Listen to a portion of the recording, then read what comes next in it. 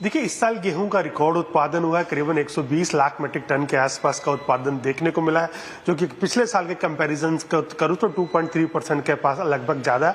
तो सरकार चाहती है कि जो निर्यातक है वो गेहूं का एक्सपोर्ट करें। तो सरकार ने पहले 50 लाख टन गेहूं निर्यात को मंजूरी दी थी और उसके लिए सरकार ने एक कोटा तय किया था, लेकिन अब सरकार ने इसको पूरी तरह से फ्री कर दिया है। कहा है कि जितनी भी आप गेहूं का एक्सपोर्ट करना चाहे आप उसको कर सकते हैं। इतने नहीं, गेहूं के जो बने हुए प्रोडक्ट्स हैं, चाहे वो मैदा है, सूजी है, रावा है, वोल आटा है, उसका भी आप एक्सपोर्ट पूरी तरह से फ्री कर सकते हैं। तो सरकार ने इस पूरे एक्सपोर्ट को फ्री कर दिया है। कोई भी कंपनी जितना भी चाहे उतना एक्सपोर्ट अब कर सकती है।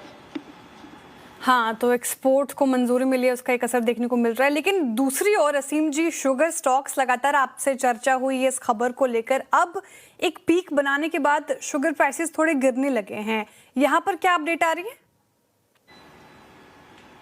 देखिए, चीनी की कीमतें पिछले महीने से लगातार बढ़ रही हैं। अगर मैं एक महीने की बात करूं तो कीमतें 20% से भी ज्यादा बढ़ चुकी हैं। कई शहरों के अंदर कीमतें 65 रुपए से लेकर के 70 रुपए तक प्रति किलो चीनी मिल रही है। तो सरकार ने चीनी की कीमतें काबू करने के लिए कई सारे कदम उठाए हैं। चाहे सरकार ने चीनी के 10 लाख टन चीनी के आयात को मंजूरी दी है। इसके साथ साथ सरकार ने चीनी के ऊपर स्टॉक लिमिट भी लगाई है। सभी राज्यों को निर्देश दिए कि स्टॉक लिमिट का आप सख्ती से पालन कराएं, क्योंकि इस साल चीनी का उत्पादन हमको पिछले साल के मुकाबले 11% तक कम देखने को मिला है। 343 लाख चीनी उत्पादन का अनुमान था, लेकिन इस साल उत्पादन घट करके 306 टन रह गया। तो यही वजह है कि चीनी के दामों में बढ़ोतरी भी देखने को मिल रही है। सरकार ने पिछले दिनों कई सारे कदम उठाए हैं और अब जो राज्य सरकार और केंद्र सरकार की कई टीमें हैं वो चीनी एक्स्ट्रा निकालने के लिए छापेमारी कर रही है। तो उसकी वजह से चीनी के दामों में थोड़ी सी आपको कमी देखने को मिल रही है। होलसेल की अगर मैं बात करूं तो जो मुंबई में, महाराष्ट्र की बात करूं तो उसको एस ग्रेड शुगर में